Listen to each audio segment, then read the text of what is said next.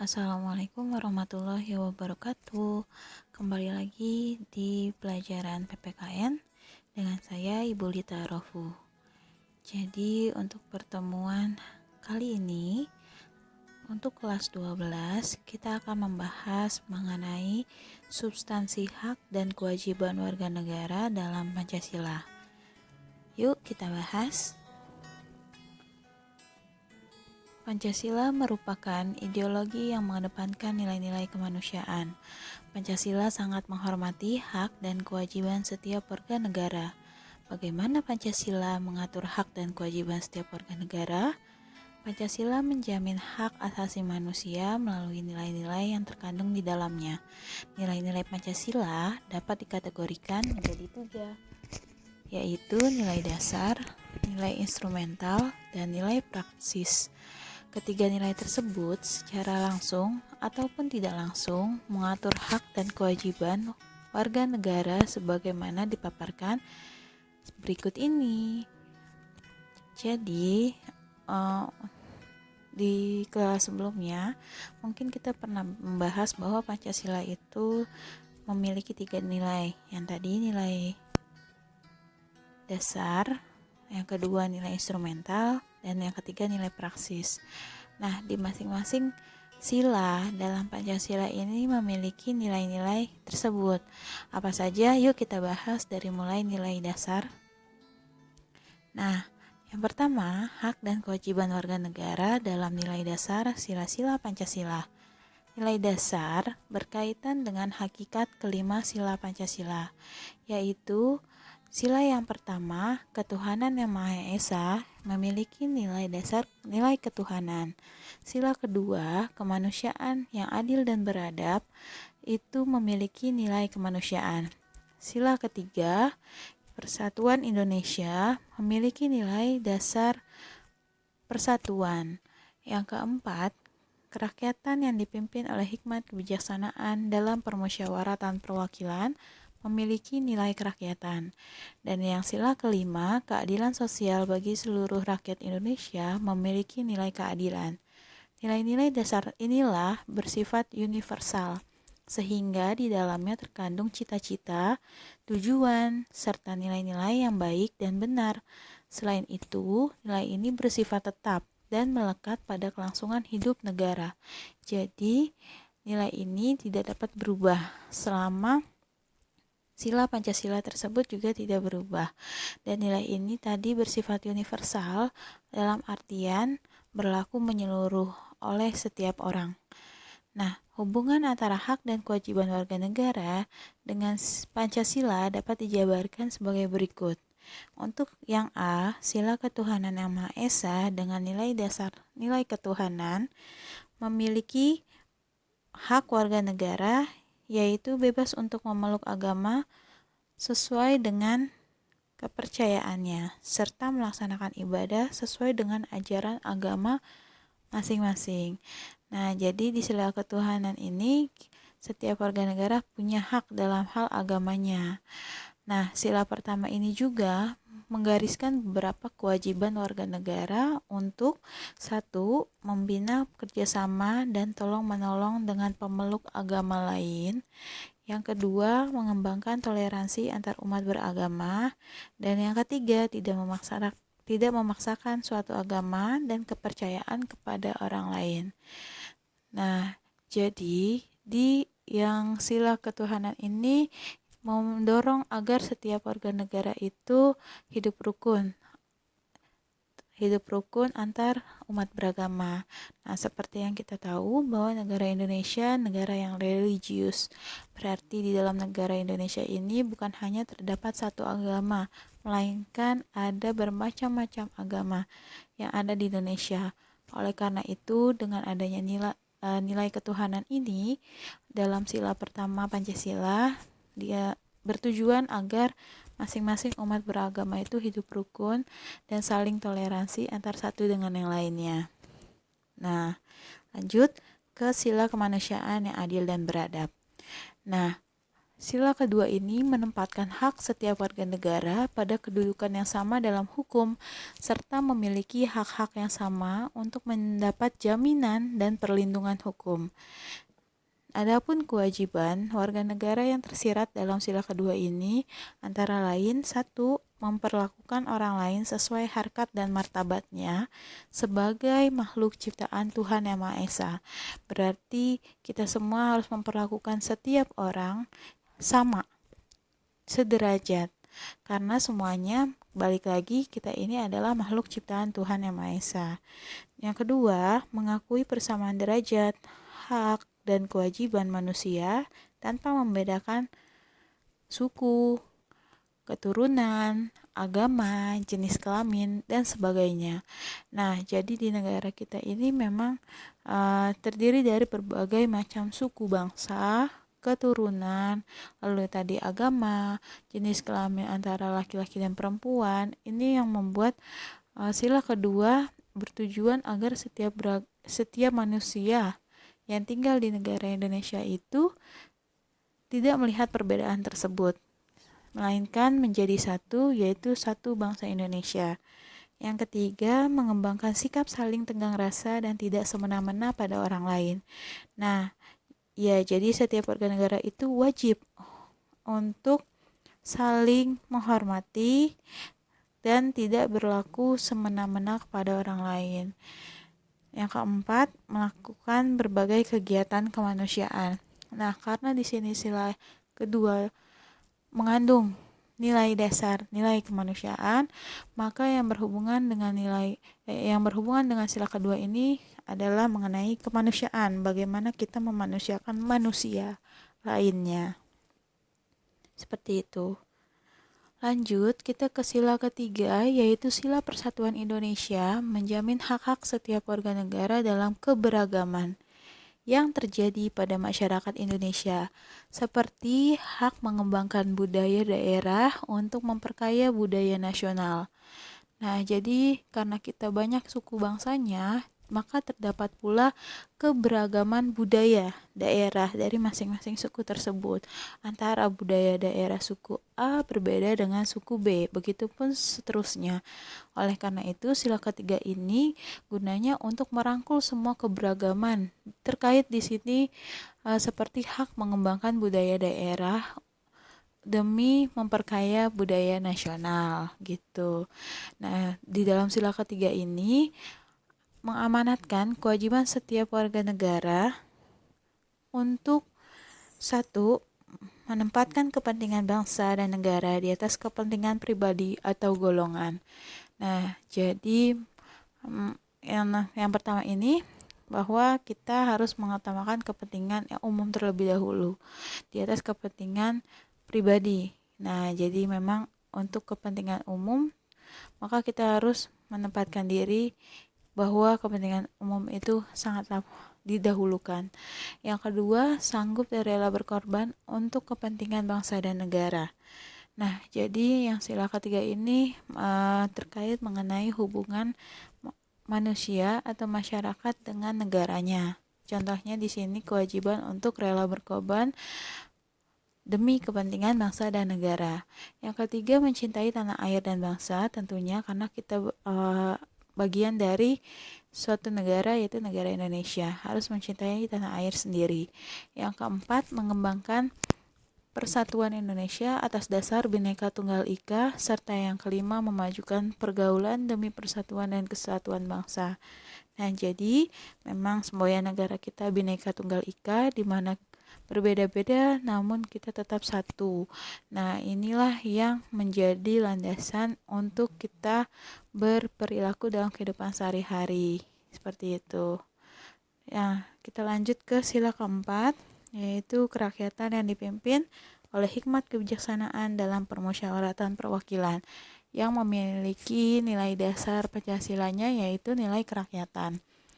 Nah, jadi sila ini dicerminkan dalam kehidupan pemerintahan, bernegara, dan bermasyarakat yang demokratis. Nah, untuk sila yang keempat ini terkait antara satu individu atau masyarakat dengan hubungannya dengan pemerintahan. Jadi, sila keempat ini menjamin adanya partisipasi politik warga negara yang dapat diwujudkan dalam bentuk kebebasan berpendapat dan berorganisasi, serta hak berpartisipasi dalam pemilihan umum. Nah, jadi di sini sila keempat mengandung hak bahwa setiap warga negara itu berhak untuk mengikuti setiap kegiatan politik yang ada di negara Indonesia. Nah, sila keempat mengamanatkan setiap warga negara untuk yang pertama mengutamakan musyawarah mufakat dalam setiap pengambilan keputusan. Nah, karena asas negara kita adalah kekeluargaan, maka apabila ada suatu permasalahan, itu apabila ingin mendapatkan kesimpulan terhadap permasalahan tersebut, maka kita lebih mengutamakan musyawarah gitu. Jadi diskusi atau musyawarah berkumpul untuk membuat satu kesimpulan atau mencari solusi atas permasalahan yang ada dengan asas kekeluargaan. Yang kedua, tidak memaksakan kehendak kepada orang lain. Yang ketiga, memberikan kepercayaan kepada wakil-wakil rakyat yang telah terpilih untuk melaksanakan musyawarah dan menjalankan tugas baik-baiknya. Nah, karena kita tadi telah melakukan pemilu, ya kan, pemilihan umum, di mana dalam pemilu itu kita memilih wakil-wakil rakyat yang nantinya duduk di kursi pemerintahan. Oleh karena itu, dengan apapun pilihan kita dan siapapun yang terpilih, maka kita semua bertanggung jawab untuk memberikan kepercayaan kepada wakil-wakil rakyat yang terpilih dalam pemilu. Seperti itu. Ada baiknya apabila masyarakat itu mendukung wakil rakyatnya supaya bisa terjalinnya kerjasama demi memajukan negara Indonesia. Seperti itu. Inilah nilai kerakyatan di sila keempat. Nah, lanjut kita ke sila kelima, yaitu sila keadilan sosial bagi seluruh rakyat Indonesia, mengandung nilai dasar Pancasila yaitu nilai keadilan. Nah, jadi di sila kelima ini mengakui hak milik perorangan dan dilindungi pemanfaatannya oleh negara, serta memberi kesempatan sebesar-besarnya kepada masyarakat.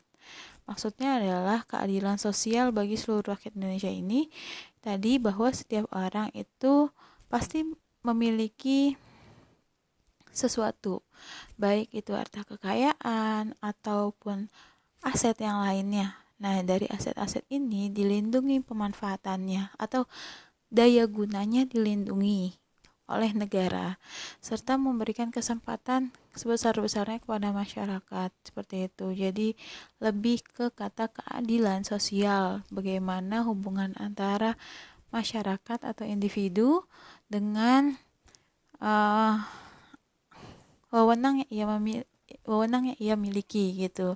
Nah, jadi di sila kelima ini mengamanatkan setiap warga negara untuk yang pertama mengembangkan sikap gotong royong dan kekeluargaan dengan masyarakat di lingkungan sekitar.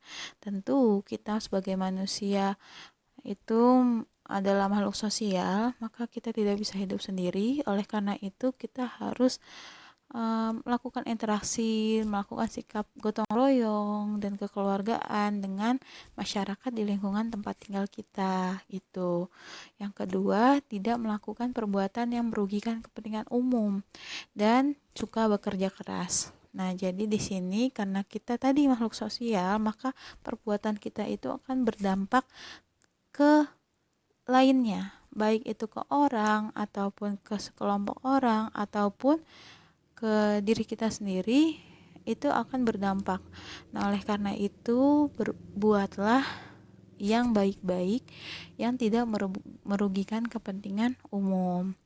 Nah, dari kelima sila tersebut, inilah yang dimaksud dengan hubungan hak dan kewajiban warga negara dalam nilai dasar sila-sila Pancasila.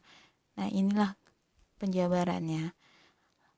Nah, lalu bagaimana yang nilai kedua, yaitu nilai instrumental. Nah, yuk kita bahas. Yang kedua, hak dan kewajiban warga negara dalam nilai instrumental Pancasila. Nah, Kalau tadi nilai dasar adalah nilai yang melekat dalam Pancasila itu sendiri. Nah, kalau nilai instrumental ini adalah merupakan penjabaran dari nilai dasar yang terkandung dalam Pancasila tadi. Perwujudan nilai instrumental pada umumnya berbentuk ketentuan-ketentuan konstitusional, mulai dari Undang-Undang Dasar sampai dengan peraturan daerah. Nah, maka karena bentuknya itu ketentuan konstitusional, maka produknya adalah peraturan, ya. Peraturan itu hukum. Nah, jadi apabila kita telaah Undang-Undang Dasar Negara Republik Indonesia tahun 1945, baik naskah sebelum amandemen ataupun setelah amandemen, maka kita akan mudah menemukan ketentuan mengenai warga negara dengan segala hal yang melekat pada diri warga negara tersebut. Nah, ketentuan tersebut bisa kita identifikasi, bisa kita temukan mulai dari pasal 26 sampai pasal 34. Dalam ketentuan tersebut diatur mengenai jenis-jenis hak dan kewajiban warga negara Indonesia. Nah, berikut ini adalah penjabaran dari beberapa jenis hak dan kewajiban yang diatur dalam Undang-Undang Dasar Negara Republik Indonesia tahun 1945. Yang pertama adalah hak atas kewarganegaraan. Nah, siapa sih yang menjadi warga negara dan penduduk Indonesia? Maka jawabannya ada di pasal 26 ayat 1 dan 2. Yang berbunyi, berdasarkan ketentuan pasal 26 tersebut, yang menjadi warga negara ialah orang-orang bangsa Indonesia asli dan orang-orang bangsa lain yang disahkan dengan undang-undang sebagai warga negara. Adapun yang menjadi penduduk Indonesia ialah warga negara Indonesia dan orang asing yang bertempat tinggal di Indonesia. Nah, jadi pasal 26 ini merupakan jaminan atas hak setiap orang untuk mendapatkan status kewarganegaraannya yang tidak dapat dicabut secara semena-mena. Nah, jadi yang dijabarkan dalam pasal 26 ayat 1 dan 2 ini bahwa yang disebut sebagai warga negara itu adalah orang Indonesia asli dan orang bangsa asing yang telah disahkan menurut undang-undang. Dia menjadi warga negara Indonesia. Beda halnya dengan penduduk. Kalau penduduk adalah warga negara Indonesia dan warga negara asing yang bertempat tinggal di Indonesia. Jadi mereka hanya tinggal, ya. Tinggal namun belum bisa disebut sebagai warga negara karena belum disahkan secara hukum gitu. Nah, lalu yang kedua yaitu kesamaan kedudukan dalam hukum dan pemerintahan. Nah, negara Republik Indonesia menganut asas bahwa setiap warga negara mempunyai kedudukan yang sama di hadapan hukum dan pemerintahan. Kalau di sini berarti pasal 27 ayat 1 menyatakan bahwa segala warga negara bersamaan kedudukannya di dalam hukum dan pemerintahan dan wajib menjunjung tinggi hukum dan pemerintahan itu dengan tidak ada kecualinya. Berarti hal ini menunjukkan adanya keseimbangan antara hak dan kewajiban dan tidak adanya diskriminasi di antara warga negara.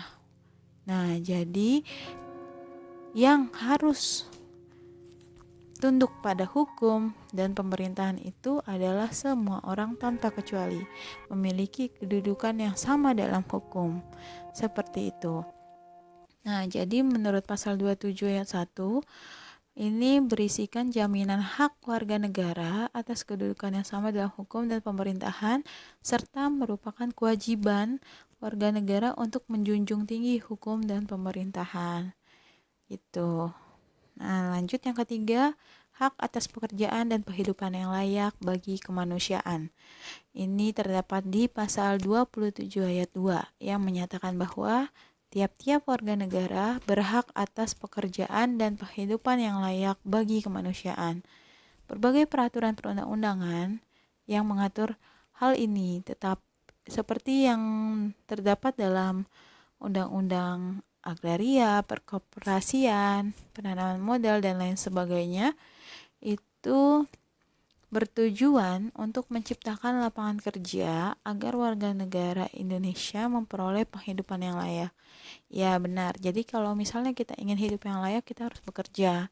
Oleh karena itu, ditetapkan melalui pasal 27 ayat 2, kita itu diberi hak untuk hidup layak, dan juga kita berkewajiban untuk memperoleh kehidupan yang layak itu melalui bekerja gitu. Dan negara kita sudah membuat berbagai macam lowongan atau berbagai macam lapangan pekerjaan yang bisa warga negara Indonesia itu lakukan untuk menunjang hidup yang layak.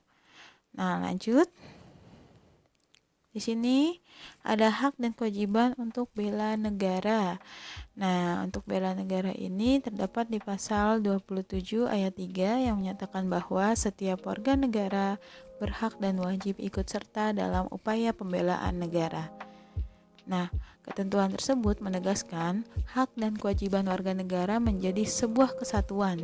Dengan kata lain, upaya pembelaan negara merupakan hak sekaligus menjadi kewajiban bagi setiap warga negara Indonesia. Jadi setiap warga negara Indonesia itu mempunyai hak untuk membela negaranya, dan setiap warga negara Indonesia memiliki kewajiban untuk membela negaranya, membela negara Indonesia gitu. Nah, jadi kalau untuk urusan bela negara di negara Indonesia hanya diperuntukkan bagi mereka yang berstatus WNI atau warga negara Indonesia. Kalau warga negara asing, mereka tidak diberikan kewajiban ataupun hak untuk membela negara Indonesia karena mereka bukan warga negara Indonesia. Gitu. Selanjutnya, kemerdekaan berserikat dan berkumpul. Ini ada di pasal 28 yang menetapkan hak warga negara untuk berserikat dan berkumpul serta mengeluarkan pikiran secara lisan maupun tulisan dan sebagainya. Jadi dalam ketentuan ini terdapat 3 hak warga negara, yaitu warga negara berhak atas kebebasan berserikat, hak untuk kebebasan berkumpul, serta hak untuk kebebasan berpendapat.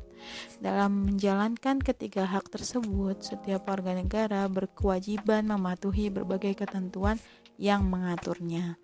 Jadi kalau misalnya hak berserikat dan berkumpul ini tidak ada di negara Indonesia, maka tidak akan ada yang namanya pemerintahan, tidak akan ada namanya organisasi, dan juga tidak akan adanya hal untuk lebih maju. Tidak ada pemikiran untuk memajukan negara, ya stuck di situ saja. Nah, jadi kita hak untuk berserikat dan berkumpul ini sangatlah penting. Oleh karena itu, setiap warga negara diberikan hak ini sehingga nantinya bisa bertujuan untuk memajukan Indonesia. Selanjutnya ada kemerdekaan memeluk agama. Nah, seperti halnya tadi sudah disebutkan di nilai dasar sila pertama. Nah, di sini di nilai instrumentalnya ini adalah peraturan terkait dengan nilai ketuhanan tadi, yaitu ada di pasal 29 ayat 1 yang menyebutkan bahwa negara berdasarkan atas ketuhanan yang Maha Esa. Nah, jadi maksudnya adalah kepercayaan bangsa Indonesia tetap terhadap Tuhan yang Maha Esa. Nah, sesuai dengan agama yang diyakini gitu. Kemudian dalam pasal 29 ayat 2 menyatakan bahwa negara menjamin kemerdekaan tiap-tiap penduduk untuk memeluk agamanya masing-masing dan untuk beribadah menurut agamanya dan kepercayaannya itu. Nah, setelah warga negara itu diberikan kebebasan boleh untuk memeluk satu agama di antara berbagai opsi agama yang ada, maka negara Indonesia juga memberikan kebebasan bagi pemeluk agama tersebut untuk melaksanakan ibadahnya sesuai dengan kepercayaannya itu. Nah, jadi dalam konteks kehidupan bangsa Indonesia, kebebasan beragama ini tidak diartikan bebas tidak beragama gitu. Jadi bukan dalam artian wah negara kita membebaskan kita untuk memeluk agama, tapi bukan dalam artian dibebaskan tidak untuk beragama. Nah, jadi tetapi bebas untuk memeluk satu agama, satu ya, bukan ateis, bukan tidak beragama gitu. Serta bukan berarti pula bebas untuk mencampur adukan ajaran agama. Nah, jadi kan tadi sudah diberitahu oleh pasal 29 ayat 2, beribadah sesuai dengan agamanya dan kepercayaannya itu. Jadi jangan mencampur adukan ajaran agama yang satu dengan yang lainnya seperti itu. Tetapi ikutilah satu agama, yakini agama tersebut, lalu beribadahlah sesuai dengan agama itu. Seperti itu maksudnya. Nah, lanjut di pertahanan dan keamanan negara, yaitu dinyatakan dalam bentuk hak dan kewajiban yang dirumuskan dalam pasal 30 ayat 1 dan 2. Ketentuan ini menyatakan hak dan kewajiban warga negara untuk ikut serta dalam usaha pertahanan dan keamanan negara. Karena negara kita sangat luas, ancaman bisa terjadi, bisa datang dari manapun. Oleh karena itu di sini dibuatlah suatu peraturan bahwa yang memperkuat atau dasar hukum bahwa kita itu memiliki kewajiban untuk ikut serta dalam usaha pertahanan dan keamanan negara. Yang terakhir di sini ada hak mendapat pendidikan. Nah, karena salah satu tujuan negara Republik Indonesia ini ada di alinea keempat pembukaan Undang-Undang Dasar Negara Republik Indonesia tahun 1945. Ayo, dia masih ingat nggak alinea keempat ini isinya apa? Nah, jadi di alinea keempat ini berisi tujuan negara, salah satunya yaitu pemerintah negara Indonesia antara lain berkewajiban mencerdaskan kehidupan bangsa. Oleh karena itu dibuatlah pasal 31 ayat 1, 2, dan 3. Nah, jadi pasal 31 ayat 1 menetapkan bahwa setiap warga negara berhak mendapatkan pendidikan tanpa kecuali. Ya, lalu 31 ayat 2, setiap warga negara wajib mengikuti pendidikan dasar dan pemerintahan wajib membiayainya. Nah, dalam pasal ini merupakan penegasan atas kewajiban warga negara untuk mengikuti pendidikan dasarnya. Nah, lalu pasal 31 ayat 3 mewajibkan pemerintah mengusahakan dan menyelenggarakan satu sistem pendidikan nasional yang meningkatkan keimanan dan ketakwaan serta akhlak mulia dalam rangka mencerdaskan kehidupan bangsa. Nah, kalau kita lihat di sini yang 31 ayat 2 yaitu setiap warga negara wajib mengikuti pendidikan dasar dan pemerintah wajib membiayainya. Tentu di sini pemerintah sudah bertugas, sudah melaksanakan tugasnya, yaitu salah satunya dengan adanya dana BOS, adanya KJP, PIP, KJMU. Nah, itu semua adalah program pemerintah di mana untuk memberikan pendidikan yang merata bagi setiap warga negaranya. Seperti itu. Dan ini masih banyak yang lainnya. Contoh-contoh dari nilai instrumental dalam sila Pancasila.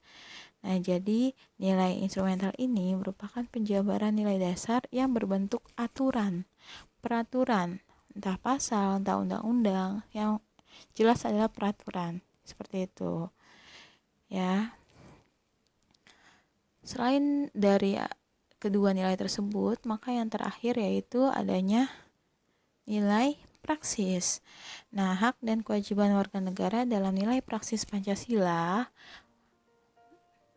ini akan kita bahas. Nah, nilai praksis kita harus tahu dulu yaitu pada hakikatnya merupakan perwujudan dari nilai-nilai instrumental. Jadi saling terhubung. Nilai dasar, lalu ada nilai instrumental merupakan penjabaran nilai dasar, dan nilai praksis ini penjabaran dari nilai instrumental. Maka dengan kata lain, nilai praksis merupakan realisasi atau aktualisasi dari ketentuan-ketentuan yang termuat dalam peraturan perundang-undangan yang terwujud dalam sikap dan tindakan sehari-hari. Nah, maksudnya di sini adalah nilai praksis itu adalah contoh perilaku sesuai dengan aturan di yang tadi di nilai instrumental ya. Jadi nilai praksis Pancasila senantiasa berkembang dan selalu dapat dilakukan perubahan dan perbaikan sesuai dengan perkembangan zaman dan aspirasi masyarakat. Hal tersebut dikarenakan Pancasila sebagai ideologi terbuka.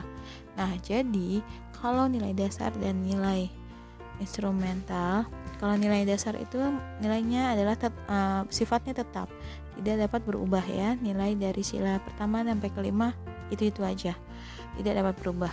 Kalau yang kedua, nilai instrumental tersebut sifatnya fleksibel karena bisa terjadinya amandemen atau perubahan dari peraturan-peraturannya.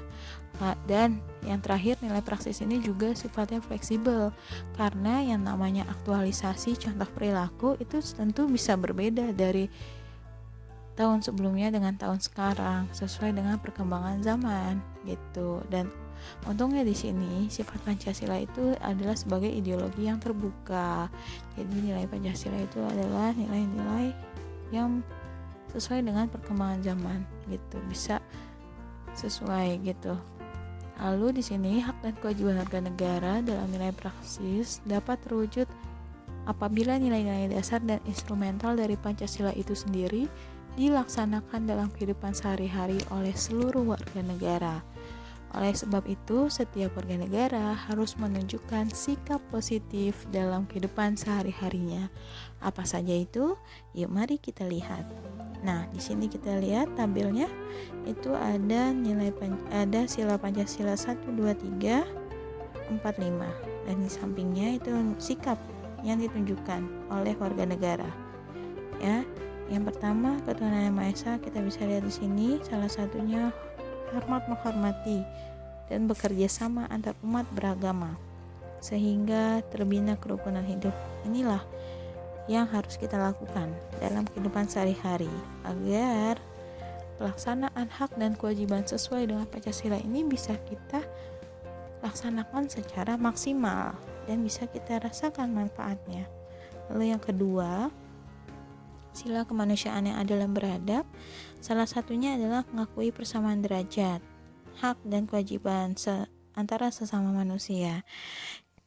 Lalu di sini berarti kita harus melaksanakan itu semua terkait sila kedua. Kita bisa lihat di sini. Lalu yang ketiga, sila persatuan Indonesia, yaitu menempatkan persatuan, kesatuan, kepentingan dan keselamatan bangsa dan negara di atas kepentingan pribadi atau golongan. Cinta tanah air dan bangsa, inilah hal-hal yang harus kita lakukan dalam kehidupan sehari-hari sesuai dengan masing-masing silanya dan masing-masing kondisinya. Seperti itu ya, sila kerakyatan yang dipimpin oleh hikmat kebijaksanaan dalam permusyawaratan perwakilan. Kita bisa lihat di sini yang harus kita lakukan poin-poinnya. Dan yang kelima, keadilan sosial bagi seluruh rakyat Indonesia. Inilah hal-hal yang harus kita lakukan dalam kehidupan sehari-hari kalau mau hidup dalam bernegara ini kita damai, tentram, dan sejahtera. Seperti itu. Nah, jadi di sini inilah hak dan kewajiban warga negara ya, itu terdapat dalam nilai-nilai Pancasila.